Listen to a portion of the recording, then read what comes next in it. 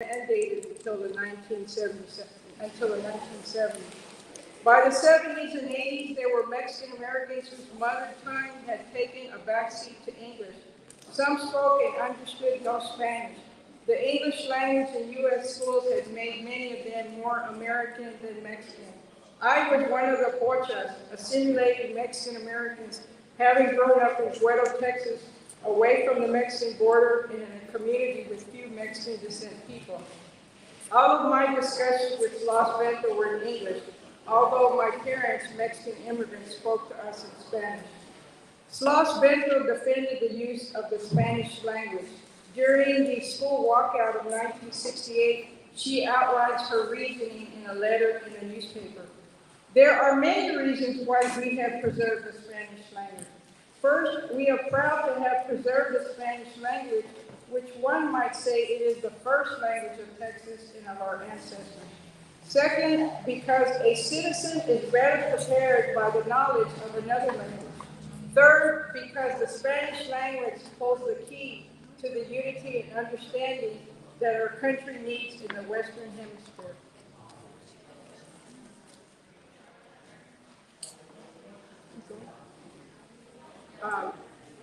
That's it. Okay. This one, a few years, about 2 or 3. But I had a lot of background before that, because books often take longer than that. Thank you. Thank you. Thank you very much. Thank you very much, and I saw that the way, so where did he go? We're going to bring up Texas Polo. So I mentioned that we have with us, he's actually one of the original members of the Assemblada, like you were starting to say, one of the co-founders of the Congress. He is Texas Poet Laureate. His book is called Why My Tequila, Expression Poems Before Warren and his band. He's about to share it with you. So you're going to have mind-altering poetry built into you. So if you don't have that background before this, you might have it now. Please welcome Lula Mendez.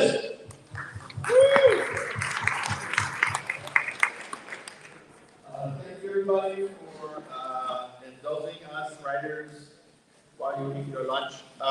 If you get sleepy as you eat or after you eat, please do sleep and take naps, and hopefully these poems will allow you to sleep.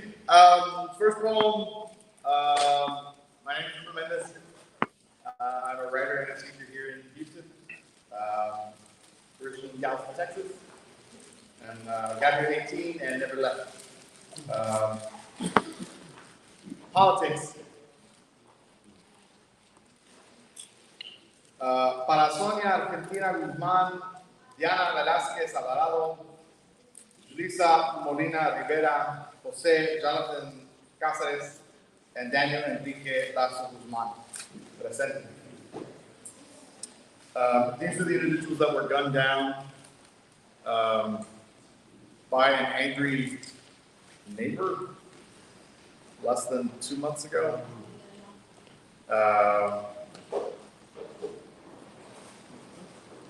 Politics.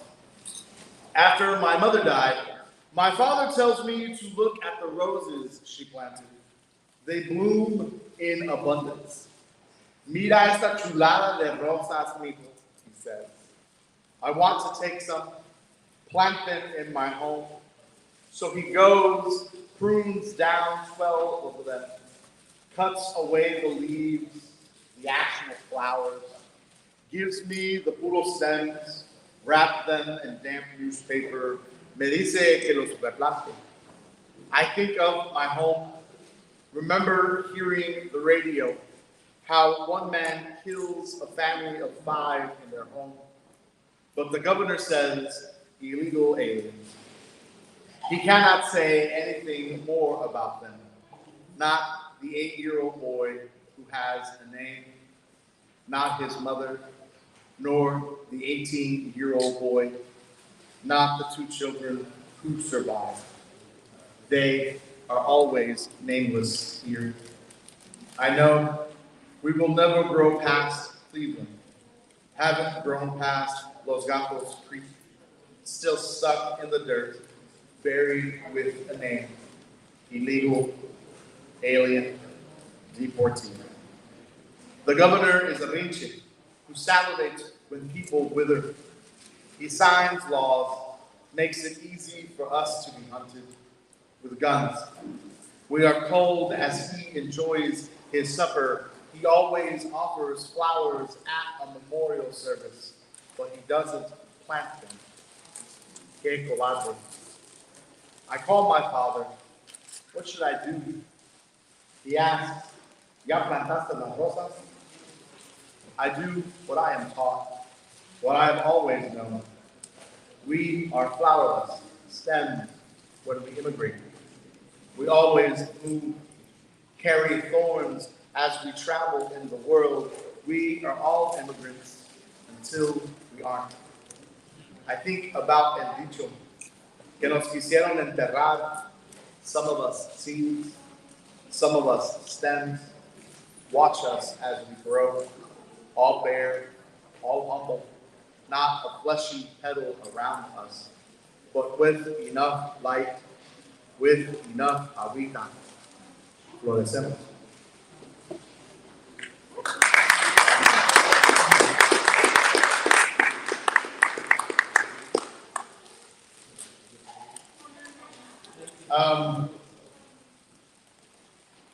So I have a 5-year-old daughter, and she is growing bigger every day, and I am cherishing every moment. Except yesterday morning, freaking out. Yesterday morning, she grabbed the remote. I have an office, and I have a TV in the office. It's the spare room. And she grabbed the remote, and she hit the blue little button on the Amazon Fire TV remote, and she yells out loud, JoJo Siwa movie on the remote.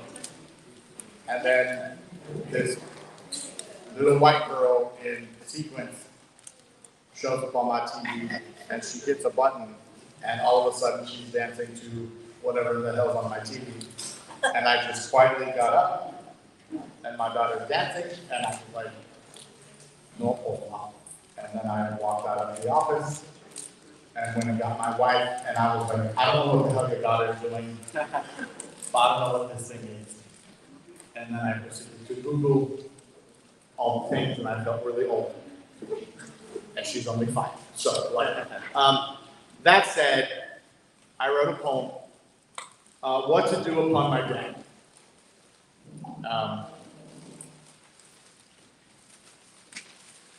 What to do upon my death. Give me the day. It will take me that long to realize that I am not wanted. On the day that somebody tells you, hey, he died, light every candle, light every space in you, in your heart brighter, light your heart. Bring all the laughs we share, conmigo, wrap them in a story so they won't get cold. Wrap me in cloth, dipped in mezcal, dipped in blessings, dipped in nectar. Let whispers stick to my ribs. You shouldn't whisper anyways. I've got nothing to hide. Say something nice. Say something nice. Say something real nice. Somebody remember to think of my jefes, the one consejo. Si no me lloraste en vida, menos en mi muerte. Mourn me a protest vigil. My birthday always falls on election day. Maybe take a break. Go get people to vote. Maybe take people to get registered. Take a break for a meal. Give food, beans, and rice a todos. Then ready me. Listo para el jale mañana, porque para allá voy. Dile al funerario que me trate suave, que me hable. Dile al funerario to be gentle with my skull. It is still full of cracks, memories. Burn the body. No one needs it anymore. Play Puño de Tierra. Play Me Vale. Play Historia de un Amor. Play Rescue Me. Play 99 Red Balloons. Play Paloma. Play Nina Simone. Play Janet Jackson. Play Antonio Aguilar. Play Yellow Ledbetter. Play Stand By Me. Play La Media Vuelta. Play anything by Los Amigos Invisibles. Play the Isley Brothers. Play Selena y los Dinos. Play Carlos Vives. Play Prince. Play La Sonora Dinamita on repeat. Play cumbias. Play guapangos. Play corridos tirados. Play house music. Play acid jazz. Play boho. Build a fire. Real orange. On my Memorial Night. Even if you didn't go to the memorial, it's okay. I know you are busy. I don't care if it's summer. Sit by the fire. Eat hot soup. Maybe stick your hand en las llamas para que no te olvides de mí. Talk about the day, about the night, about a dream you had. Drink a little until you are drunk. Drink a lot until you are sober. Then go to bed. Maybe, just maybe, dream of me.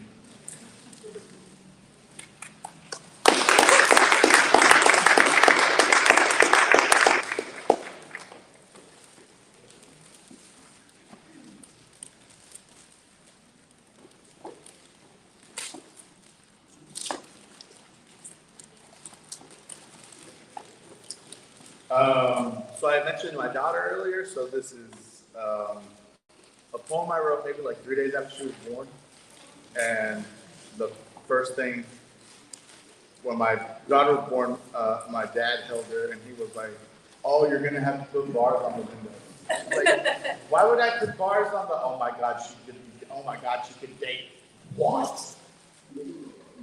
I'm an overprotective Mexican father.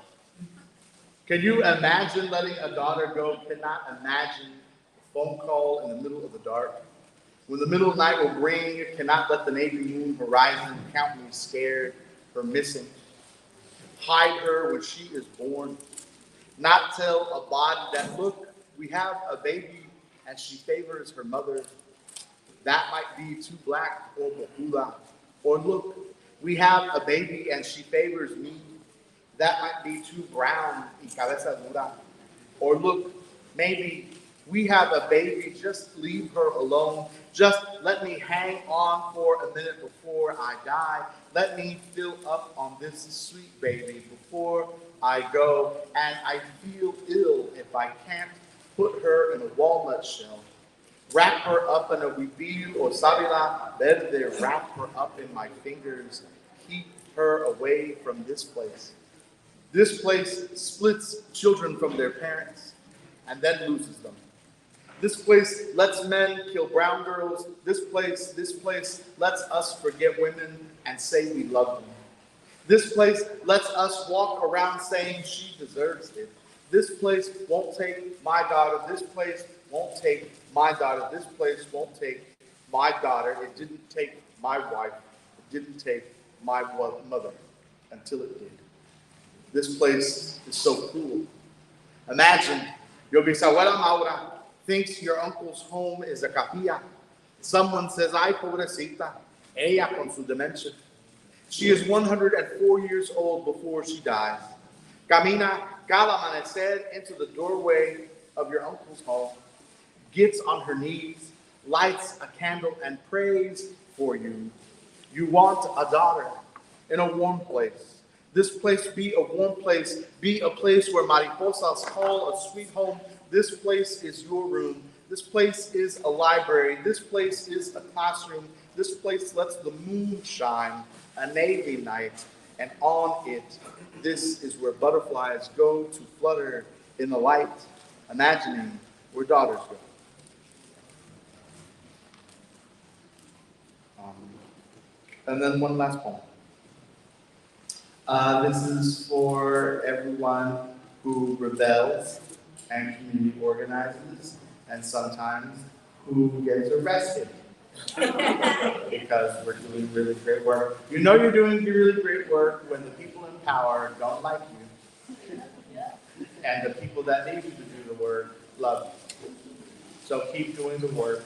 The rest of us will bail you out. unless, of course, we get arrested, then come and bail us. Tony's not lying when he says we have FBI files. That is real. We've had our websites crashed on purpose soon after our 2012 nerdy book venture into Arizona. So we've been targets for quite a while, and it's cool. It's not cool. How we move. Pins, piercing, sewing cushions, seeds that perch, fruit that picks itself, sweet beads and puddles, applause, clovers thrust in concrete, a pulse of lightning in sand, glass stained by the sun, lead filings, fouling magnetic fields, a cajon, a grito, a bolero en la medianoche, shoes determined, uphill, a door held open, monarchas fluttering in summer, night slinking across fachadas, pencil on papers, embers catching forests on fire in fields dancing orange, winter on a malecon, chilled prayers in whispers, an apology that echoes, the quiet of 1,000 vigils, tunnels to the other side, lookouts across border walls, whiskey down a throat, heartburn after breaking bread together, in a glow of candles warm all over the body, fever chills, a whirlwind in the eye sockets, the DJ in the middle of the crossfade, pours in the strongest bones, a vision, a dream we keep forgetting, hail catching leaves, a wish for you to not catch these hands, a Friday night after weeks of work, wire transfers that provide food, a check in the bank about to erupt, youth in April, elders in September, a million interconnected howls, the air out of one last good tire, a scream, a shout of you in my ear, fingers slowly combing hair, white canas speckled in black copetes, unbound books, breathing when once banned, hustled poem books sold in parking lots, letters sought after, gold and elders telling gargled stories, floodlights on miles of road, meteors skipping atmosphere, sparks from jumper cables, all four chambers when they skip a beat, all the tribes on a standing rock, a repeated line, a repeated line, a repeated line, a single no. The hum of a light fixture, breathing in unison, together, mis compañeros, together. These are the fists in a march toward sunlight. Mil gracias.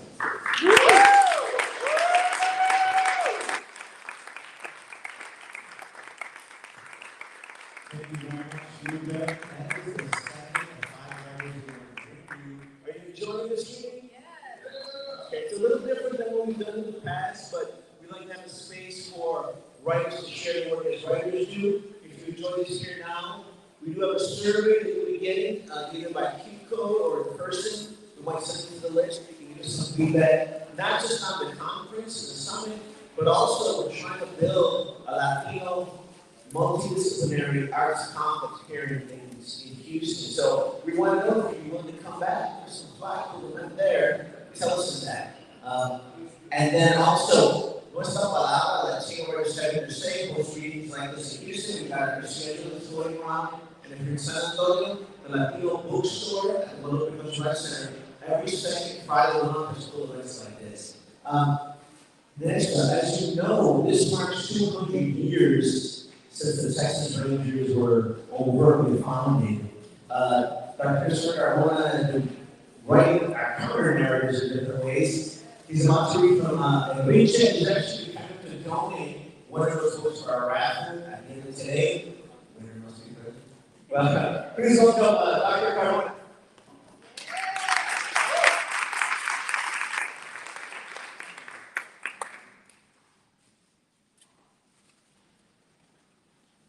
Thank you guys for coming to the event today.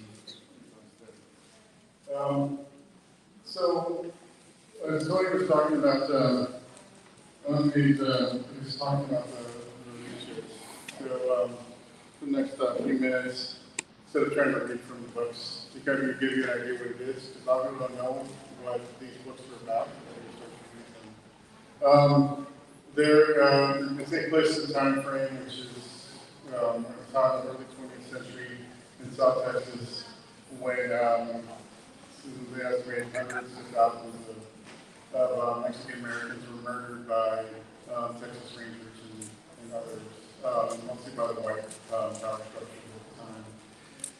For the specific reason of taking their lands. So South Texas at the time, South Texas, northern Mexico, for about 300 years was pretty much left untouched for a lot of reasons. They're a natural country, so they're run basically by Mexican American prominent families that ran that area, and it was considered undesirable land because you had to work to make a big ranching empire created. So we fast forward to even through the Texas Revolution and all these different things. This whole area was in a lot of ways considered undesirable land. So it really wasn't touched the same way that most of the other areas were. So we get to the early 20th century, what we have here is the progressive movement. You guys learned about that in school? So that was very detrimental to people of color. The progressive movement led to the destruction of what they call freedom towns. Thousands of African American townships around the South and Texas were destroyed, razed, massacred, lots of people lynched. Asian Americans were suffering pretty much the effects of anti-Asian racism with the Chinese exclusion and to a lot of violence. Mexican Americans were in the process of still deeply losing their lands after the U.S.-Mexico War. The Treaty of Hidalgo was pretty much dead on the Bible because they slowly eroded those lands. Well, in South Texas was kind of like the last, in a lot of ways, if you look at the progressive of the early 20th century, was this space where they were targeting these lands because of the potential agricultural resources that it could have. And so we have a targeted, basically state-sponsored violence, targeted to take these lands back or take these lands away from the Mexican American peoples who have still owned a lot of these properties down there and transform those lands what we call terraforming nowadays from ranching to agriculture, which is what happened. And so this is where the Texas Rangers come into play, which were a higher force run by the governor's office to use to terrorize these people and out of their lives through any means necessary. A lot of unscrupulous tax records and things that's were used, but also violence, a lot of violence. So this is the setting for what's happening in these novels. Alicia is a term that was created by the people, by the community. So it's mostly not known outside of the South Texas or Texas region. Grew up with the term, Los Leeches was the term that it actually comes from before it becomes leeches later on. And this is they're basically seen as the first plan of the Mexican American at the time. And they were state sponsored, so there was, what that means is that they were not going to be prosecuted for anything that they did. And so what this led to was a 10-year or 15 to 10-year period of lynchings, murders, stealing of the last, basically, lands of the Mexican Americans and the upper, what we consider the mainland. And this is what leads to a lot of stuff in American Puertos to write pistol and thing, which is kind of where all these books are. There's not a lot of literature out there about this event. There's about 3 or 4 books, including mine, that talk about what happened here and why it's so important to U.S. history, why it's so important. But what I do with these books is a bit different. Because as you see on the cover, they're superhero comics. So what I've done is I've taken the stories that I grew up with, I took the stories, and I've pitted against a society that has no Latino superhero representation, or very, very little. And I created one. And it's in this kind of, I guess, environment itself. One, to teach people about the history of what happened. I'm not really reaching adults, I'm reaching younger people. Because a lot of the younger people that are younger than my generation don't know these stories. Because I got these stories from my grandfather and grandmother.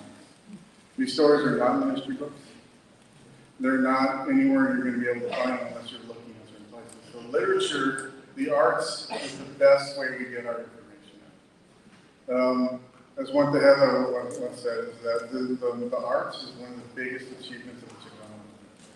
Our proliferation of our literature, our arts, was one of the greatest achievements, and still continues to be. So as a writer, creating this type of situation, put it into this creating a hero, right? That does not exist for a lot of people, a superhero type of character, and putting it into these real situations.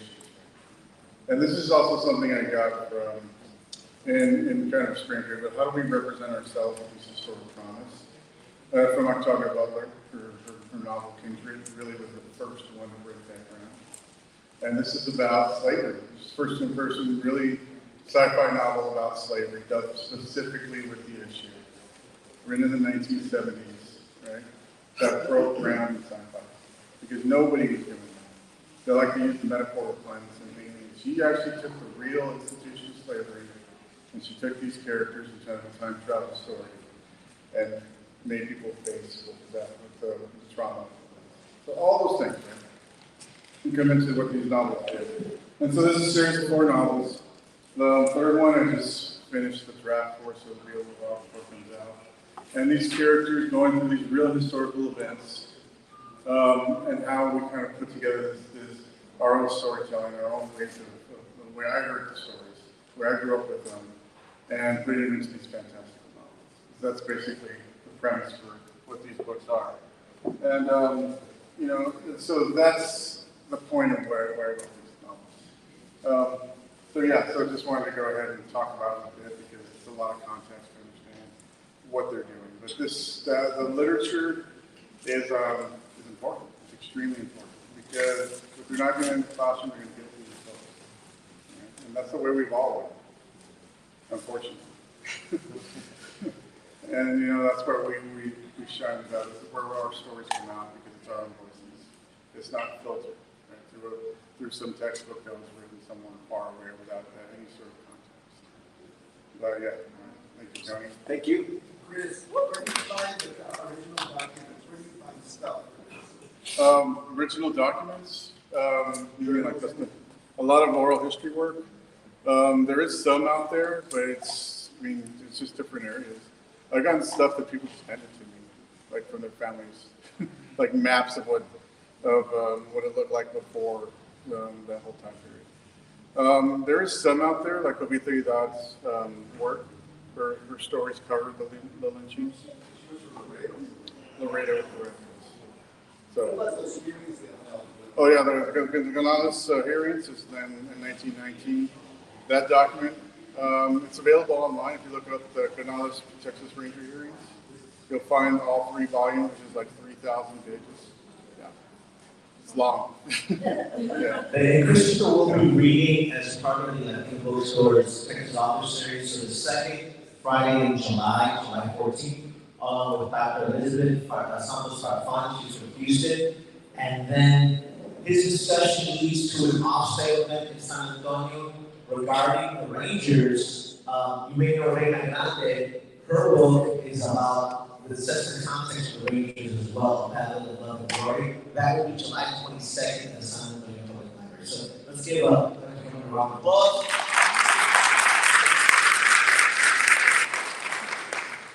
And next up, I want to bring the geniuses behind the book, The Bard in the Borderlands. So, Catherine, Gianna, Catherine, come on up. And they'll also be at the bookstore in September, and we're going to lesson plan as well. Let's get it out. Thank you, Toby. Hi, everyone. For those of you who aren't familiar with our project, I'll just give a brief overview and tell you a little bit about the play that we'll read from. So The Bard in the Borderlands is a 3-volume anthology of adaptations, appropriations, translations of Shakespeare's works by Chicanx and indigenous artists from the Borderlands region or with connections to the region. And they radically reimagine these canonical texts to tell the histories and the stories of Mexican American and indigenous communities. The play it, we are the editors of this anthology. We're not the authors of the play, but we did write critical introductions to each play that we hope would help teachers to contextualize and bring these plays to their students. A lot of these plays come out of community theater context, so we want to document that history and archive that history and work.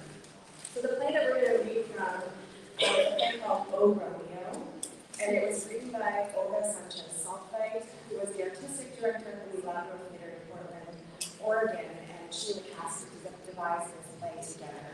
The basic premise of the play, which I think you'll get from the first scenes that we'll read from, is that Shakespeare is on his deathbed, and he wants to write what he thinks will be his greatest work about Mexico. And he doesn't know anything about Mexico. And his Spanish Jewish housekeeper, Rivka, has a brother who's a missionary in the New World, and sending information back to her. So she's teaching Shakespeare about Spanish, about Nahuatl, and about Mexican culture. And ultimately, Shakespeare is revisited by the various characters in his plays, and he needs the frameworks of what those to pass on into the next world, and pass things on to writers like Sanchez Saltzweit. Thank you. El mundo es un gran teatro y los hombres y mujeres son actores. El mundo es un gran teatro y los hombres y mujeres son actores. All the world's a stage and all the men and women merely players. Amigos, bienvenidos a nuestro puesto, a tribal little work about reunion. One household, ubicada en Inglaterra, set within this humble wooden inn. Un escritor famoso, Guillermo Shakespeare. Himself this year, but near the gates of death. He is not well. Él tiene un catarro. Will catch his spirit at his dying breath. El mundo es un gran teatro. Y los hombres y mujeres son actores. El mundo es un gran teatro. I'm Guillermo here as one of the players in our anthology. Herbert C. Guenza calls our friend Shakespeare. Okay.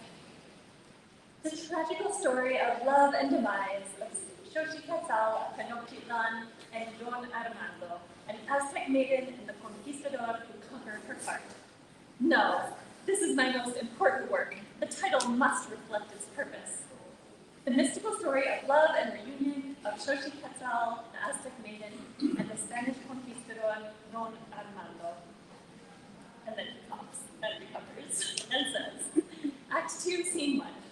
Xochitl, Armando's dearest love, conqueror of his heart, yet faithful, strong. Oh, sounds like the rubbish of Cervantes. Rivka, something warm to drink. Rivka.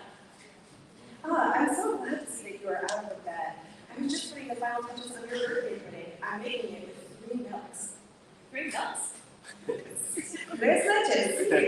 We are celebrating your birthday today. ¿Qué está pasando? He has professed his love to her. Listen. First light of dawn that broke as my heart soared, a morning bird that sips the flowers dew. Qué lindo. Perhaps. Okay. This is a little awkward. Bueno, si recuerdo bien, let me look. My brother wrote that the hummingbird is very important para los aztecas. Ah, so a hummingbird that sips the flowers dew. ¿Dónde está la palabra para colibrí? Colibrí? Hummingbird in Spanish. The word in Nahuatl. Nahuatl, the language of the Aztecs. Sí, aquí está. La palabra es itzilín. Oh, a huitzilin that sips the flowers dew. Yes, this shows that he's learning her language. Eso es amor. Aw, not everyone learns a language because they're in love, Rivka. A mí simplemente me encantan los languages. Idiomas, maestro. Sí, lo sé. Oh, sí, los idiomas. Y Don Armando le enseña el español.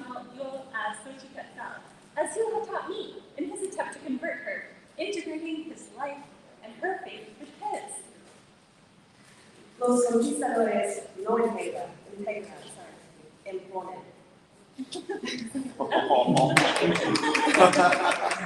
blew the punchline. So it goes on, and he writes his play, and the spirits from Shakespeare's plays come back and perform it as well. Some of whom hoping to convince him to burn the plays so that their bad reputations as a play about the Richard III are burned with them. But Shakespeare learns a lot from the experience. Thank you. Thank you. Thank you.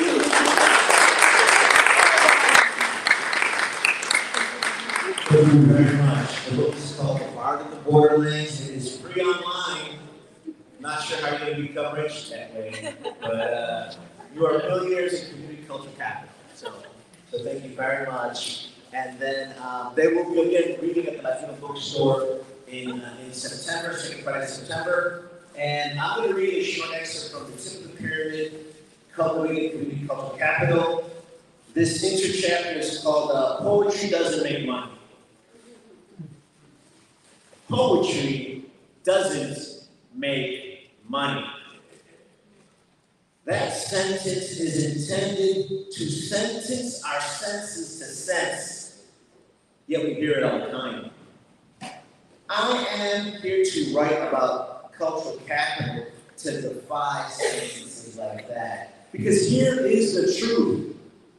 Poetry does not create direct capital, but poetry creates a gold mine of cultural capital. And our community thrives on it.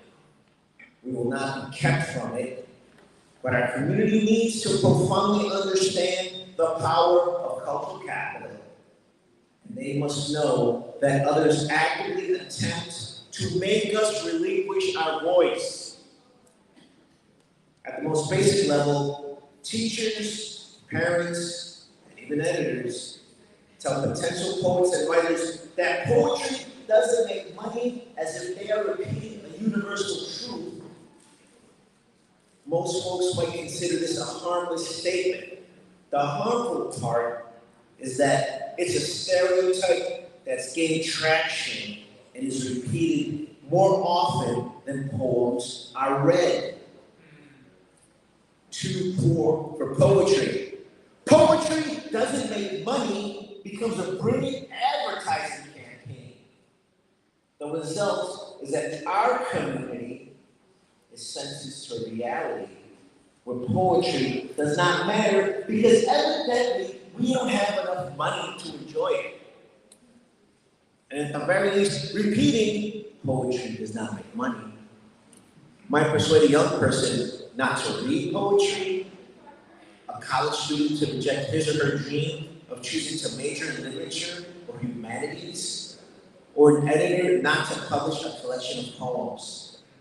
Folks then assume that our community does not care about poetry or literature. By the way, we know that's not the truth. All humans have a desire to relate their voices, their visions, their stories. All people want to. Poetry does not make money, sentences the community to silence. Brother Dagoberto Gil says it more accurately when he says it's about invisibility. 2 of Dagoberto Gil's books were in the Mexican American Studies curriculum, outlawed in Arizona 10 years ago today. In our lifetime, our community culture was banned in America. This is from the introduction to his anthology, Mexican American Literature, a portable anthology. Historians and scholars are inclined to attribute that unawareness to an invisibility of the community. But the implication of this becomes that it must be something of a quaint, natural character inside Mexican American people, and not the effect of poverty or consequence of a lack of political power. I suggest that it's more of visual generation in the center of the dominant culture's eyes. Mind-altering prose. It's what Gloria Anzaldúa calls facultad that transforms us and inspires us to pierce through this manufactured invisibility Comunidad de Facultad, we're on the road to becoming cultural accelerators. On Zulu's book, Band in Arizona, Borderlands La Frontera, La Mestiza, was also one of the books on the prohibited mass curricula at the Tucson Unified School District. In it, she writes, La Facultad is the capacity to see in surface phenomena the meaning of deeper realities, to see the deeper structure below the surface. Mind-altering poetry and prose reveal to us what is missing, and then we write about what we see in our minds, and we dispel that myth that poetry does not pay, because we are proof that poetry creates cultural capital. If we invest that cultural capital into our community, we're poised to accelerate it for the good of not just our community, but for humanity. And I would add that this is exactly what we're doing today. This is the nonsense that is really trying to be stepped out. I'm sorry, the nonsense is called CRT, which, as we all know, I'm going to tell you, is not taught in kindergarten or high school. These are the notions that attack our community. Why? Because I can tell you right now, when I walk into a school and I tell teachers that we want to talk about writing, they want to talk about STEM. When I hear students that are getting bad grades and they say, well, why are you majoring in computer science? Like, I don't really want to. It's supposed to be for a job. And what I tell parents, no tengan miedo. Si su hijo o hija quiere leer poesía, si no quiere ser escritor, escritora, yo no me puedo convertir.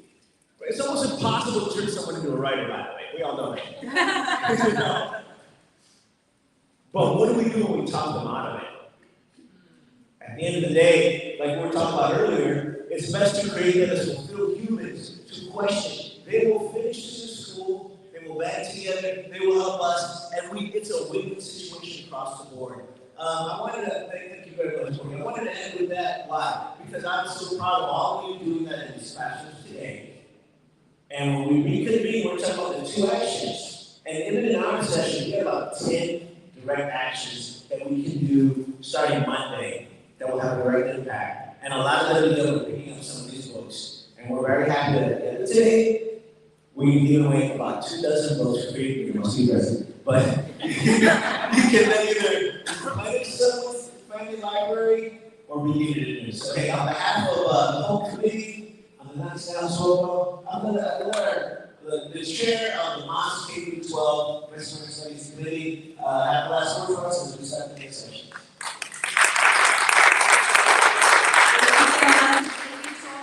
Sounds fabulous. So I have 2 different announcements. Let me see, where's Karina?